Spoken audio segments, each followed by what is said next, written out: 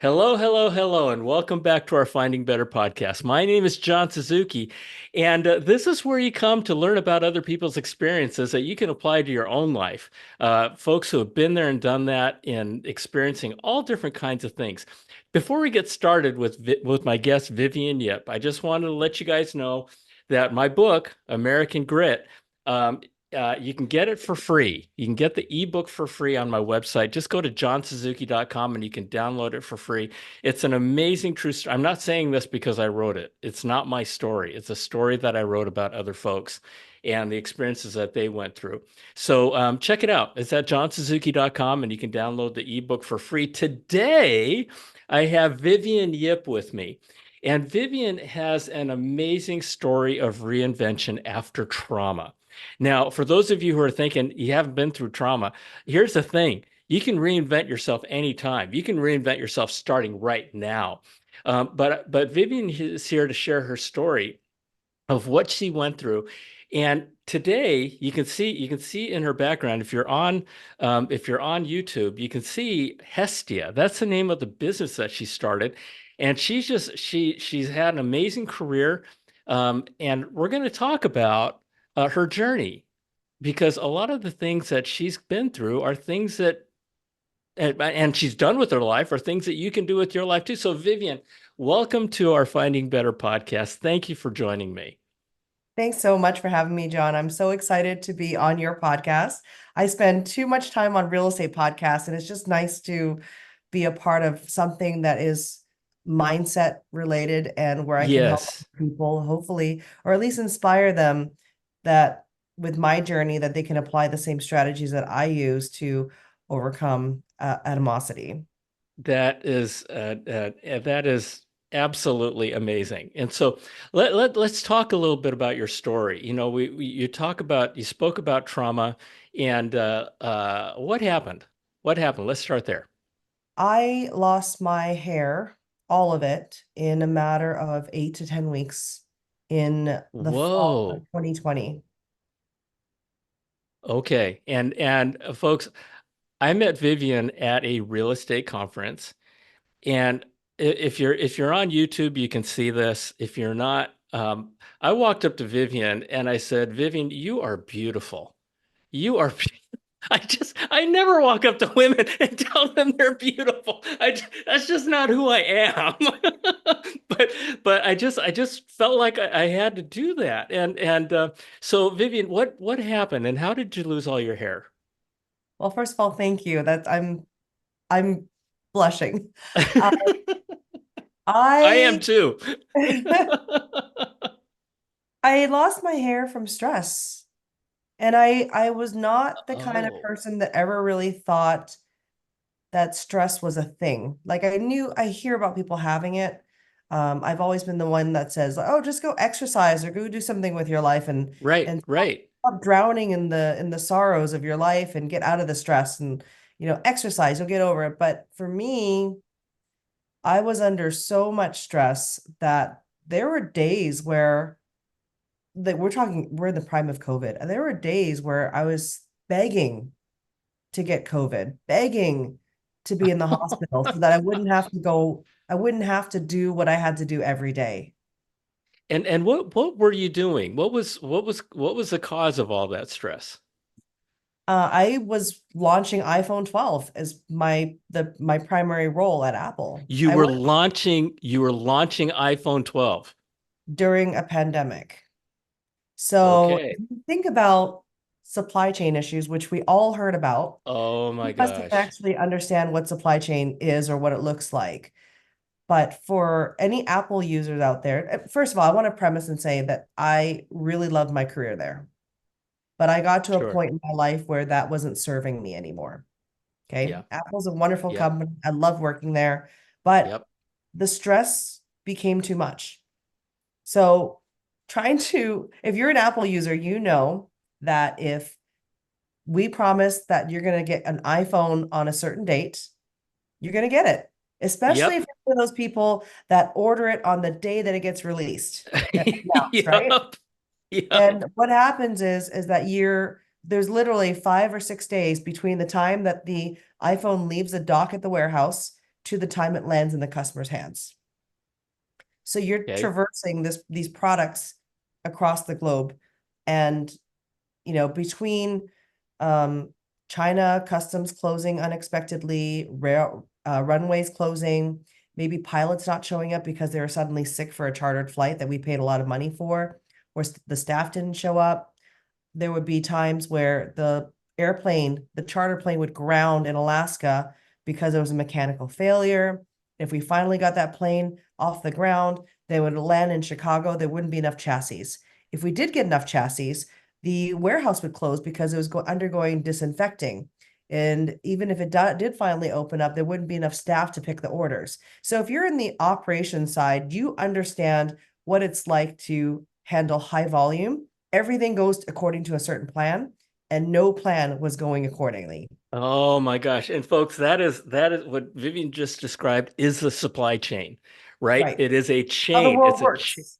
It's how the world works. And the problem is that if one little thing happens along the way, this entire chain of processes and events, then the whole thing breaks. And Vivian, you just went through, I don't know, maybe a half dozen different things. There are thousands. There are thousands of different things that go on and have to go on perfectly. Yeah. And COVID kind of disrupted that, I guess. Not to mention, my kids were at home. I didn't have any time for them. I was working 18-hour days for for Oh, 4 months straight. My house was a wreck, right? Not oh only my were gosh. like 3, 4 meals a day at home, the kids were drowning in their iPads because that's the only way they could keep themselves entertained. Because I was chained to my desk all Yeah, day, every day, yeah, right? yeah, yeah. And after every meeting, I could feel a tingle in my scalp, and I could Oh, feel the tension in my back. And literally at the end of the day, I would have a pile of hair on the floor. oh my gosh. Oh my So gosh. really fast. And before I knew it, I looked in the mirror and I was like, who is this monster staring back at me? Oh, I didn't know what I happened to me. think I think she's a beautiful monster. But anyway, so what did you do? All this. So your hair is gone, and and then what do you do? I didn't know how to decompress, and I will No admit that, kidding. for several months, the only way I could try Oh and my kind of gosh. shut off my brain, I drank a bottle of wine every night. Literally 1 o'clock in the morning, I would down a bottle of wine, go to bed, Oh, wake up at 6 in the morning, and start the day all over again. so And what? I, Yeah, yeah, and after a while, I was like, oh my God, this is a problem. I don't know if I consider myself an alcoholic, but the fact that I was turning towards alcohol to try and shut my brain off, I was like, this is not me. this is a problem. This is a Yeah, problem. And I took a leave of absence because if I didn't, who knows what would have happened next, you know? yeah. So I took a leave of absence so that I can try and find ways to heal, try and find time to exercise, try and find time to meditate. But the worst part was, because it was still during the height of the pandemic, when I took time off from work, my one kid would come home from school because their class had a case, and they would stay home for 2 weeks. And then the other one would be in school, and then they would split. And then all of a sudden, the other kid was home and the other one was back in school. So I really never had a ton of time to heal. Uh, Hmm. and I discovered one big strategy was to not look in the mirror, because that was making me really, really unhappy. Yeah. And instead, I focused on what would my life look like if I didn't work at Apple anymore, and I didn't want another job.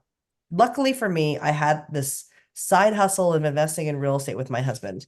Basically, every bonus check, or every time I had stocks vest, I would look into using some of that capital to buy real estate, and we would also flip houses before all that stress. Yeah. I found solace in researching real estate and really understanding the market and in my own market. And I chose to look in the computer instead of the mirror. And what ended up happening was I found some great deals. We found properties to flip during my time off, and we were able to turn those into cash flowing investment properties in Austin, by turning them into furnished rentals. Wow. Wow. I know it sounds simple, but I really No, just focused on things that made me happy yeah. instead of things that didn't make me happy. You know, oh my gosh. Those words, what you just said right now, of focusing on what makes you happy, is something that so many people don't know, or they really don't experience and they don't focus on, right? Because life brings our focus to whatever focus life wants to put us on. And a lot of times that focus is not happy stuff, right? And Right. so you made the decision. This is a question. So you made the decision to consciously focus on the things that make you happy, 100%. and and consciously not focus on the things that don't make you happy. Correct. That is amazing. And I went Um, swimming too. Like swimming has a really powerful meditative thing for our bodies. If you think about it, you can't look on your iPhone when you're swimming. You can't listen to that's music true. when you're That's swimming. true. It's literally Yeah, just you, the feeling of water on your body, water over your skin, and it's the sound of the bubbles. And you just meditate through exercise and swimming, and that really helped me out too. that is amazing. You know, one of the things that I started doing a long time ago, actually, was giving myself 5 minutes in the morning and 5 minutes in the evening, just to be still and peaceful.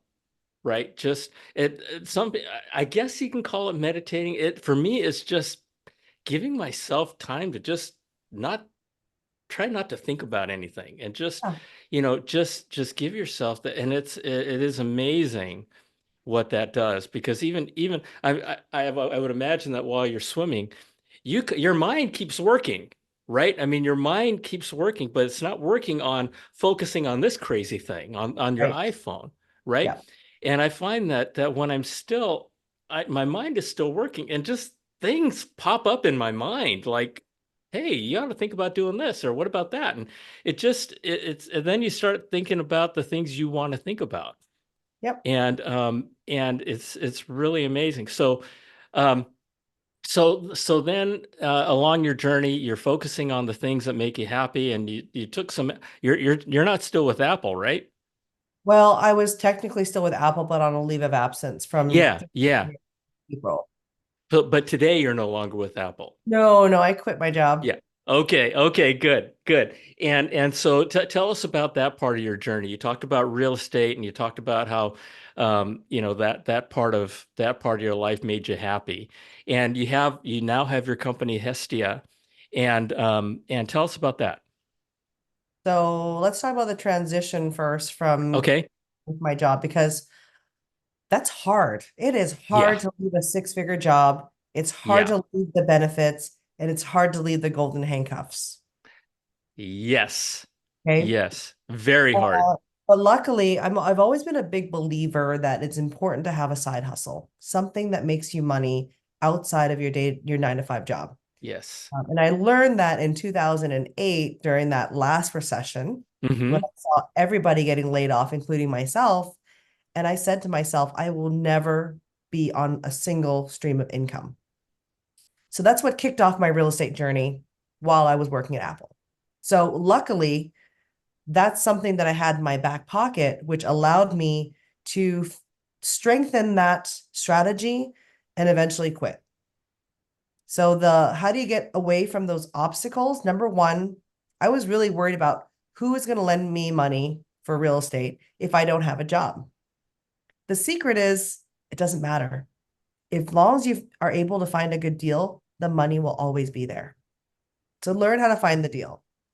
Number two, I would say I was really worried about not having an income, not worried about the golden handcuffs and the stocks. But I had to change my mindset to believe that if I can be successful investing in real estate part-time, oh my God, how successful can I be if I focus it on full-time? So am I doing myself a disservice by being chained to this 9 to 5 job and not really exploring my full potential? And maybe by having a job that's actually preventing me from being all that I want to be. So let me unwind a couple of things that you said, because there's just, again, in that last thirty seconds, we talked about focusing on happy, and the idea of having a side hustle. Okay. I absolutely agree with that. I talk about that all the time on this podcast. And folks, having a side hustle, everybody's got to work, but having something on the side, because someday, somehow, it may happen to you. And a lot of people say it's not a matter of if, but a matter of when you're going to get laid off and let go.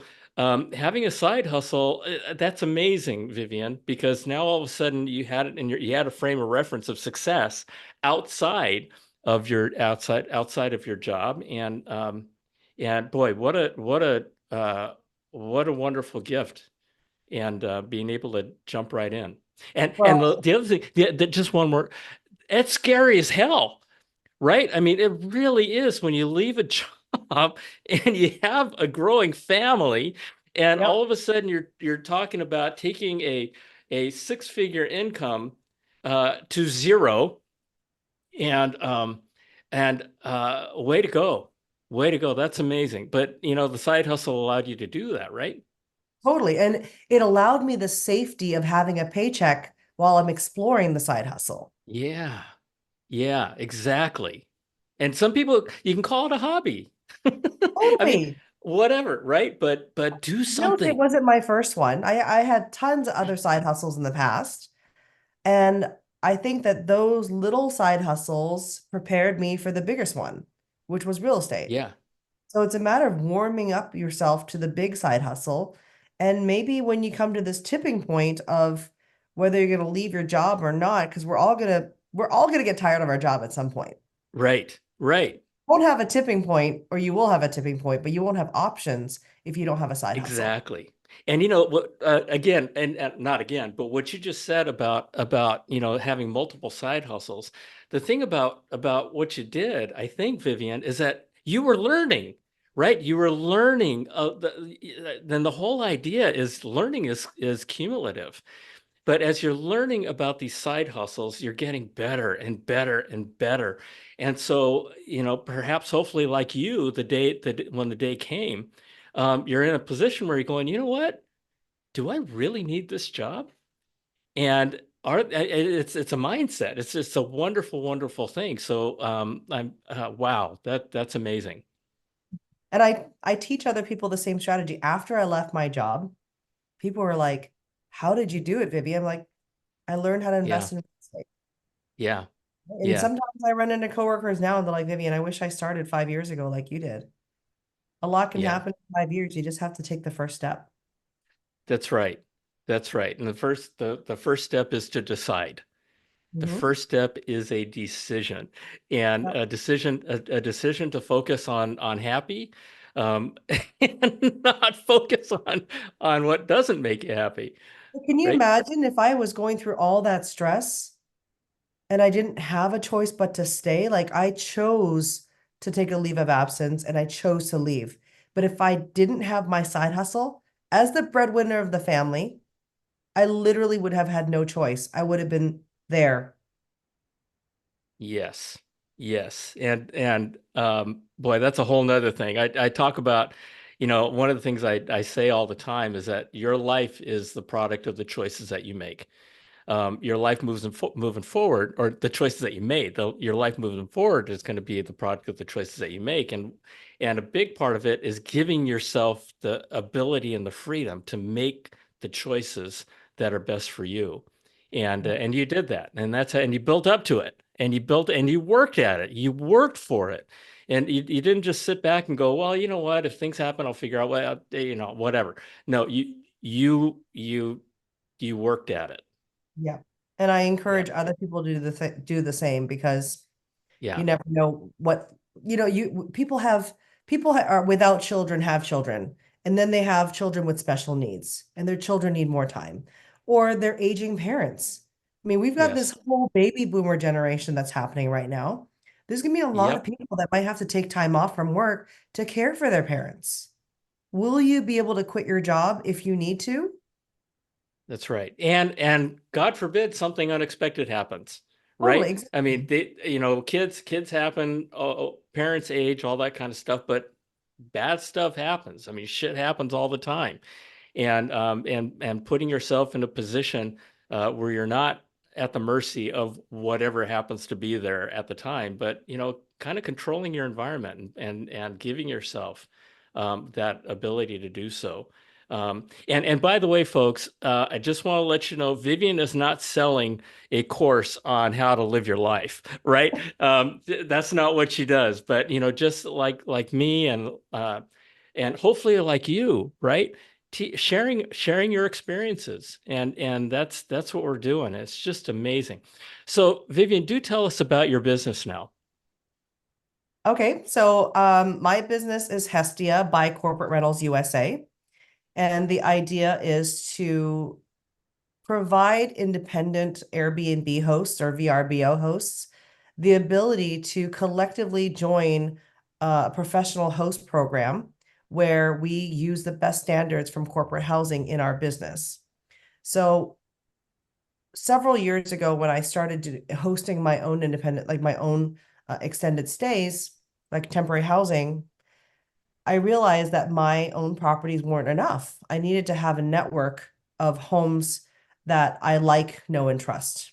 What that means is I don't want to refer business to people that have crappy properties or Or have terrible hosting experience or just in this business for the transaction of real estate. or For are me, unpleasant people, or unpleasant people, and there are right? unpleasant people out there, right? Yeah, one or two. And I Yeah, thought, well, why don't I create a network, a trusted network where I'm collecting the best properties with the best hospitality experience, collect them under one brand, right? Because you might only have one property, but you together with a bunch of other people in the same group, we can take that brand where we standardize our experience, our amenities, our portfolio to be single family homes, and we take that brand and we give it to the business and showcase that business to the businesses that use them. So, for instance, the global relocation companies or insurance temporary housing companies, they want to work with people with a portfolio of homes. Even better, with a portfolio of homes that have a great quality assurance program, that have great hospitality, that have hosts that they can contact when things go wrong, because things will go wrong. It'll happen, but whether you sure. respond to them or not is a different story, right? So really just building a collection of curated properties that are not only beautiful, but have really great hospitality. And are trusted and have a reputation behind it. Correct. Wonderful. And our Wonderful. company is new. Our brand is only about a year and a half old, but we've made a lot of improvements to how we do business. Every home is vetted first for hosting experience. Then we go in there for a self audit to upgrade all the amenities that are needed for a great extended stay, because not all Airbnbs are made for extended stays. Hmm. Okay, you're in Right. the vacation rental business as well, you know. Hmm. And then finally, we send an inspector to the homes to make sure that the property is functioning, it's clean. I don't want someone to show up at any of the Hestia homes and the dishwasher doesn't work or Right. the air Right. conditioning is broken on a hot summer day. So these are things that we're trying to put in place so that people feel comfortable coming to our extended home. A lot of the people that we serve are clients that have had house fires or they've had to move out of their home.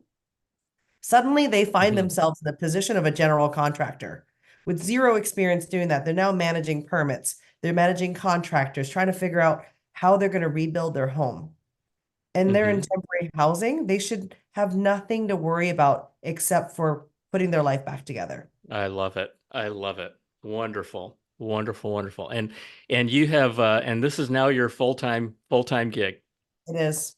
It's a It's very amazing. visionary thing, but I believe that we need a collective way to come together and showcase that there are really amazing operators out there.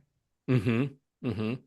And I love it. I love it. You're taking a need in the industry and you're making it better. You're Do you making know it what better. Hestia stands for? I do not. Do you like Greek mythology? Sure. Zeus When is I was awesome. young, when I was young, I loved Greek mythology because the stories are so crazy, right? And I think my favorite was Medusa because, she had all the snakes around Yeah, her the head. snakes in her. And Yeah. if you looked her in the eyes, you would turn into Yep. stone. Remember that? Yep. Well, Yep. Hestia is the most pristine of all the goddesses, and she's actually the goddess of hospitality, hearth, and home. Really? Oh, how cool is that? That is very cool. I So she, love the that. name embodies the whole spirit of the business, which is what I love. Wonderful. Wonderful. So I'm going to put you on the spot real quick. Uh give us your best shot uh on what folks who are listening can do to for a better life. I think that the strategy that my dad taught me from a very, very young age is what's the worst that can happen. Hmm. Having this mindset helps you anchor the worst thing that can happen. And then when it doesn't, you're like, oh my God, it's not that bad.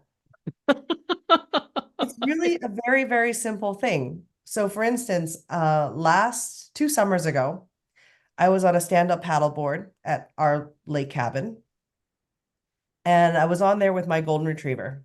And he jumped off, and I was really close to our boat dock, and I fell off, right? I lost my balance, I fell off, but I could feel that something had happened to my right knee. Oh. And I could literally feel something wrong. So I told my husband, like, I need your help, get me out of the water. And when I came up out of the water, my skin and my knee had split. Okay. Oh, what? It was really deep.